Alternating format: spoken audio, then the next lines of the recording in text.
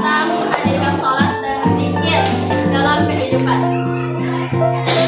Ke halaman berikutnya, berarti hari ini tujuan pembelajaran itu mudah-mudahan kalian paham apa yang saya sampaikan dan dapat diterapkan dalam kehidupan sehari-hari. Oke, buka halaman 53. Itu adalah tulisannya mari bertafakkur. Artinya mari berpikir. Sebelum memasuki pembelajaran, kalian disuruh berpikir dulu, diminta untuk berpikir. Siapa kalian berpikir? Di paragraf kedua. Itu sebelum membahas sholat itu sebagai apa? Kalian tahu dulu. Apa yang kalian tahu? Sholat itu sebagai apa? Sebagai kewajiban. Terus apa lagi? Sholat itu ada istilahnya sholat itu sebagai tiang. Ya benar. Sholat itu sebagai tiang agama. Ya benar, tiang agama. Di sholat itu Islam di sini diumpamakan Islam itu sebagai sebuah bangunan. Bayangkan Islam itu sebuah bangunan yang indah. Terus syahadat sebagai fondasinya,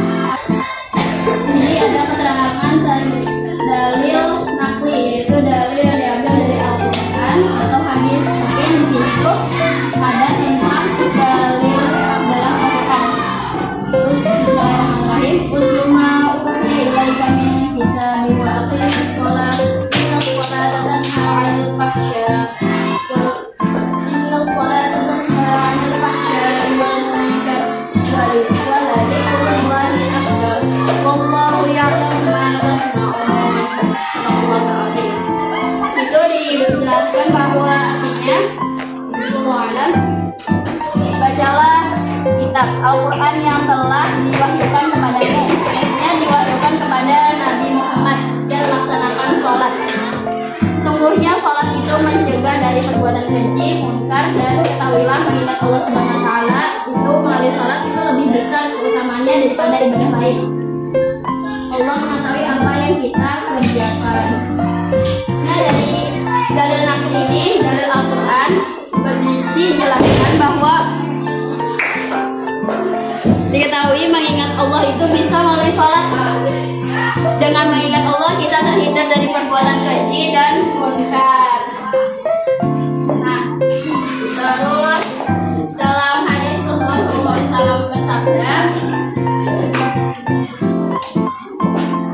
orang yang melaksanakan sholat akan mendapatkan cahaya, petunjuk, dan keselamatan pada hari kiamat. Begitu pula orang yang tidak memeliharanya, dia tidak akan memperoleh hal tersebut. Dia akan bersama Qarun, Fir'aun, Haman, dan Ubay bin Khalaf di hari kiamat. Hadis riwayat Ahmad dan Al-Tabrani dari Abdullah bin Umar. Terus yang selanjutnya, paragraf kedua itu menjelaskan, Nabi SAW menjelaskan bahwa sholat 5 waktu akan membersihkan dosa-dosa orang memeliharanya. Ya, barang siapa yang memelihara 5 waktu, sholat 5 waktu, maka orang itu bagaimana Rasulullah, bagaimana caranya, bagaimanakah pendapatmu andai kata ada sebuah sungai dekat pintu rumah salah seorang dari kamu, dia mandi di sungai itu 5 kali tiap hari. Bayangkan misalnya kita mandi 5 kali sehari, ya Pak? Adanya ada bau apa? Segar, bersih. Ada lagi lagi ya? Nah, ini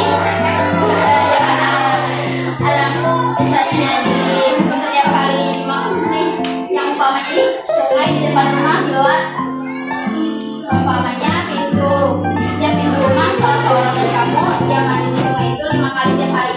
Adakah masih ada dagingnya yang tinggal barang sedikit pun? Tidak ada kan pasti. Misalnya kalau 5 kali sehari, 3 kalinya sudah menghilangkan bau sih. Tapi juga sama. Nah, terus sahabat, adakah masih? Nah, sahabat menjawab, tidak ada daging yang tertinggal barang sedikit pun. Kemudian Rasulullah SAW menegaskan, maka demikianlah perumpamaan sholat yang 5 waktu. Nah, jadi diumpamakan seperti orang yang mandi 5 kali. Misalnya kita sholat 5 kali, zikir. Apa yang kalian tahu soal zikir? Kalian tahu zikir apa? Belum tahu. Berarti di sini kalau salah zikir itu bisa kita ini sama sholat tuh berapa nih? 20.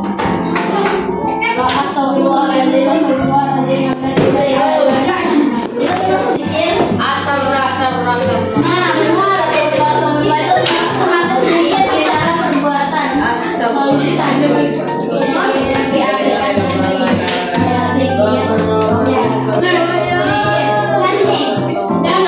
Zikir itu arti zikir menurut bahasa artinya ingat. Jadi menurut bahasa itu ingat. Sedangkan menurut istilah zikir itu yang dengan berbeda amal.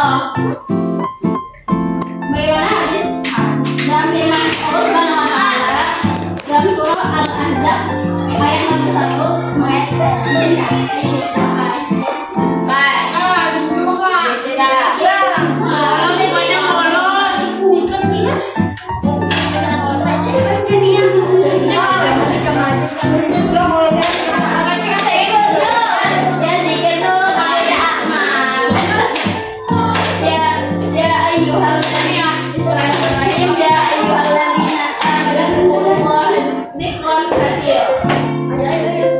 Hai orang-orang yang beriman,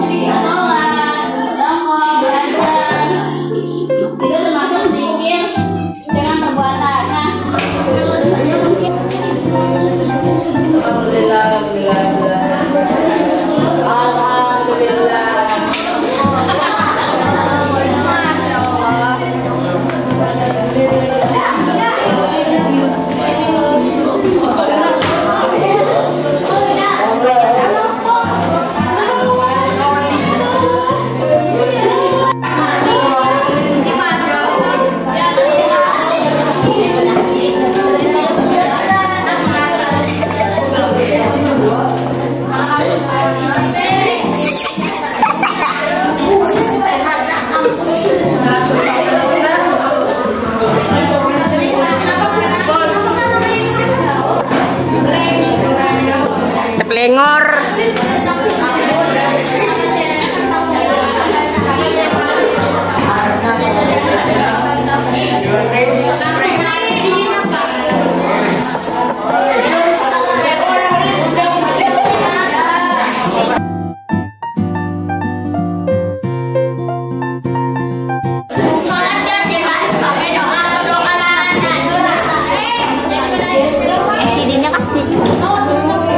Ayo jawab. Ayo jawab. Apa? Ngapain?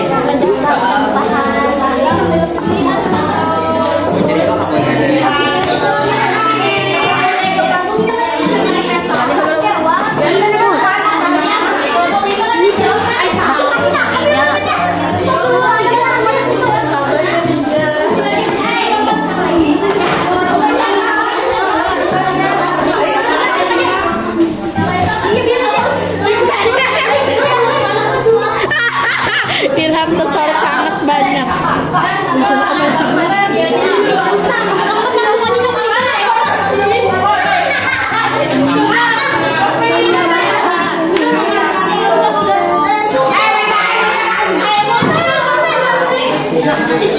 Bergantian bang yang lain. Yang jawab pada dengar yang lain.